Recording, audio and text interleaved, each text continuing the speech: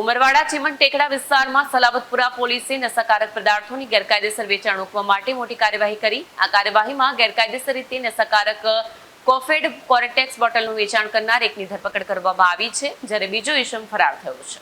Police દ્વારા મળતી માહિતી અનુસાર ખાસ માહિતીના આધારે પોલીસ ટીમે ઉમરવાડા ચીમન ટેકડા ખાતે દરોડા પાડ્યા।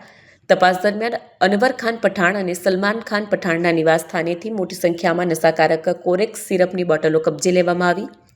પોલીસે કુલ 230 કોરેક્સ બોટલો જપ્ત કરી, જેની બજાર કિંમત આશરે 23,000 રૂપિયા છે। આ દરમિયાન આરોપી અનવર ખાન પઠાણની ધરપકડ કરવામાં આવી, જ્યારે બીજો આરોપી સલમાન ખાન પઠાણ સ્થળેથી ફરાર થઈ ગયો હોવાની માહિતી મળી છે। પોલીસે તેને શોધવા માટેની કાર્યવાહી કરી રહી છે। પોલીસ અધિકારીઓએ જણાવ્યું કે આ બંને આરોપીઓ ગેરકાયદેસર રીતે નશાકારક સિરપનું વેચાણ કરતા હતા, જેનો ઉપયોગ યુવાનોમાં નશો કરવા માટે થાય છે। ધરપકડ કરેલા આરોપીને નશાકારક પદાર્થો અટકાયતી ધારા હેઠળ કોર્ટમાં રજૂ કરવામાં આવશે। સર, શું કહેશો? જે રીતે સલાબતપુરા પોલીસે કાર્યવાહી કરી છે, બંને પિતા પુત્રના નામ આવ્યા, શું આખી ઘટના?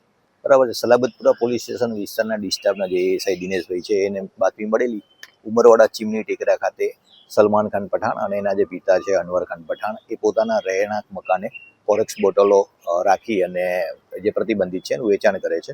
તો જે બાબતે બે પંચો રૂબરૂ સરકારી પંચો સાથે પીઆઈ રૂબરૂ સદરવ જગ્યા ઉપર રેડ કરી અને અનવર ખાન પઠાણ છે જે હાજર મળી આવેલા અને જેના કબજા રહેઠાણના મકાનમાંથી 230 નંગ કોરેક્સ બોટલો જે પ્રતિબંધિત છે મળી આવેલી હતી। એ બાબતે સલાબતપુરા પોલીસ સ્ટેશનમાં ગુનો નોંધાયેલ છે।